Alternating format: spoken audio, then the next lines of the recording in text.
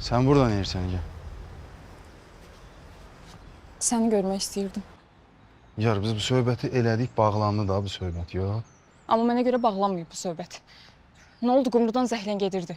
Amma sənin iynədisə ağlını başından aldı. Mənə olan hisslərini yadından çıxartdın sən. Sən hansı hisslərdən danışdın? Qədir, sən özünü aldadırsan. Sən də məni sevirsən, bilirəm. Ola bilməz ki, yaşadığımız hər şey yalan olsun. Nə olar ayrılmayaq Qədir, təzədən bir yerdə olaq. Ya doğrudan deyirəm, mənim bilmədiyim nəsə yaşamışıq biz. Nə danışırsan sən? Qədir, sən məni istəmədiyim şeylər eləməyə məcbur eləyirsən. Bax, gəl təzədən bir yerdə olaq, nə olar. Heç kimə heç nə deməyəcəm, söz verirəm. Nə sizinkilər biləcək, nə bizimkilər. Qumruya da bir kəlmə söz deməyəcəm. Təzədən görüşək, təzədən danışaq, nə olar. Heç kim bilməyəcək, söz verirəm sənə. Nigar, ağzından çıxanı qulağın eşidirsən. Sən başa düşürsən, sən mənə təklif edirsən.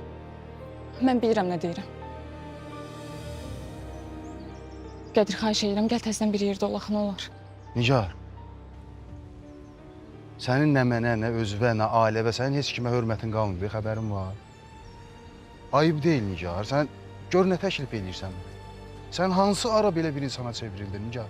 Sən məni bu insana çevirdin də. Gör mən nə həddə gəlmişəm ki, gör nələrə razıyam mən. Qədir, xahiş edirəm, gəl bir yerdə olaq. Qədir, mən səni sevirəm. Mən səni sevirəm, ona görə də hər şey eləyərəm. Qədir, mən bunun artıq neyniyim? Səni sevirəm, amma sən... Nə eləmək istəyirsən sən? Nədir sənin məqsədin? Ailəmə kömək eləyirsən, Seyranı sağaldırsan.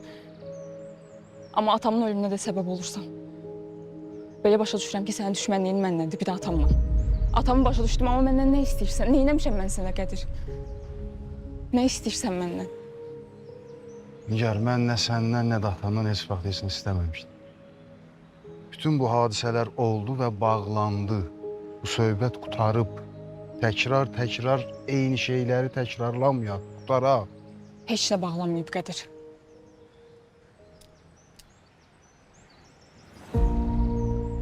Bu nədir Nigar? Nədir bu? Nə eləmək istəyirsən sən? Sən mənə ümid verdin. Nigar, yığışdır onu.